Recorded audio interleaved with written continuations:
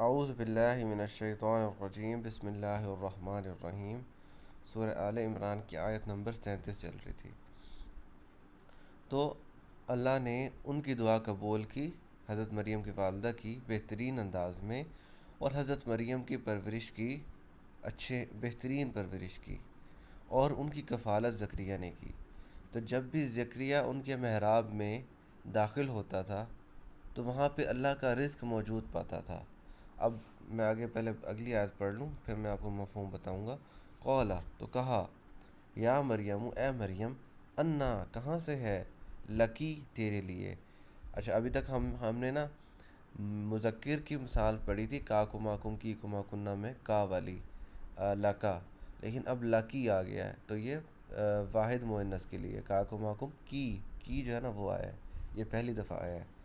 انا لکی کہاں سے ہے تیرے لیے، ہاضا یہ کہاں سے آ گیا تیرے لیے، یہ جو رزق موجود ہے تیرے پاس۔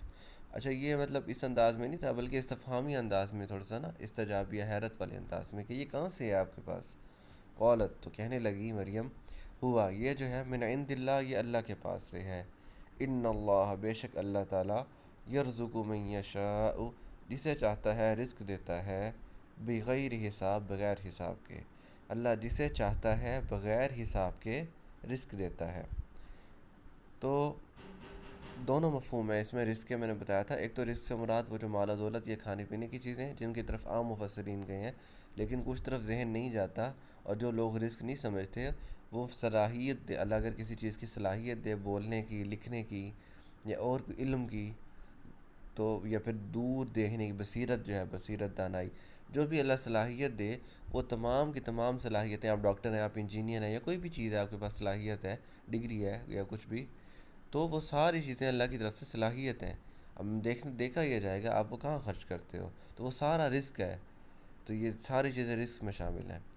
تو اس وجہ سے اب جب انہوں نے اصل میں ہوا یہ تھا کہ حضرت مریم کی وہ دیکھتے تھے کہ بھی ان کی عمر تو بہت کم ہے، لیکن ان میں علم و دانش، ان میں جو روحانیت ہے وہ تو بہت زیادہ ہے، علم کے حساب سے تو بہت زیادہ ہے۔ تو اس وجہ سے وہی چیز دیکھ کے پوچھتے تھے کہ جو علم و دانش جو ہے، یہ چیزیں ہیں، یہ کہاں سے آئی؟ تو وہ حضرت مریم کہتی تھی کہ اللہ کی طرف سے ہے۔ اب جب وہ یہ حالت دیکھتے تھے نا کہ ابھی اتنی سی کم عمر میں اتنی بہترین اللہ تعالیٰ نے نیک صالح مطلب بچی ہے، تو انہوں نے ایسے موقع پہ کیا دعا کی، ہنالکا، ایسے موقع پہ، ہنالکا کا مطلب ہوتا ہے ایسے موقع پر، دعا پکارا، دعا کی زکریا نے ربہو، اپنے رب سے۔ جب انہوں نے یہ چیز دیکھی کہ اتنی کم عمر میں اللہ تعالیٰ نے اتنی علم، اتنی صلاحیت، اتنی ہدایت اور روحانیت عطا کی ہے، تو ایسے موقع پہ حضرت زکریا نے دعا کی اپنے رب سے۔ قالا تو کہا، ربی اے میرے رب، حب لی ہبہ کر مجھے، تحفہ دے، یعنی عطا کر مجھے، من لدن کا اپنے پاس سے، ذریتاً اولاد، طیبہ پاک۔ اے میرے رب، مجھے تو پاک اولاد دے اپنے پاس سے، انکا بے شک سمیع تو سننے والا ہے، الدعا دعا، بے شک تو دعا سننے والا ہے۔ تو مطلب یہ اگر ہم دیکھیں کہ اگر صرف پھلوں کی وجہ سے ہوتا تو پھلوں کی وجہ سے، جیسے عام مفسرین کہے ہیں، اگر حضرت مریم کے پاس صرف پھل دیکھنے کی وجہ سے وہ اللہ تعالیٰ سے دعا کرتے تو یہ دعا ایک مطلب سمجھ میں نہیں آتی تھی کہ اتنی سی چھوٹی چھوٹی چیزوں کے لیے اللہ تعالیٰ سے ایسے دعا تو نہ کرتے۔ تو ان کے پاس کوئی ایسی خاص صلاحیت دیکھی تھی کہ ان کو دیکھتی انہوں نے یہ دعا کی کہ اے اللہ مجھے بھی نیک اولاد دے، بے شک تو دعا سننے والا ہے۔ فنادتہ، پس پکارا اسے، الملائکۃ، فرشتوں نے، وَهُوَ قائم، اور وہ کھڑے ہوئے تھے۔ قیام کا مطلب ہوتا ہے کھڑے ہونا، قیامت کھڑے ہونے کا دن، قائم کھڑے ہونا۔ وَهُوَ قائم، اور وہ کھڑے ہوئے تھے، یصلی، وہ نماز پڑھ رہے تھے۔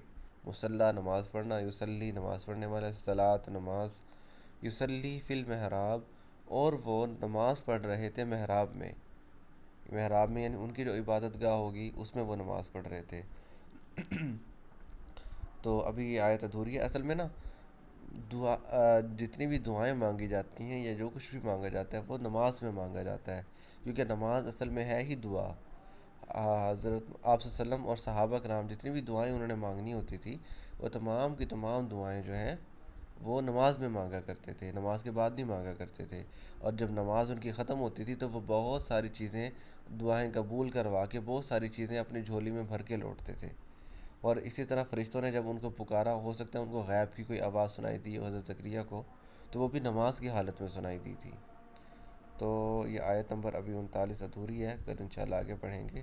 وما علینا الا البلاغ المبین۔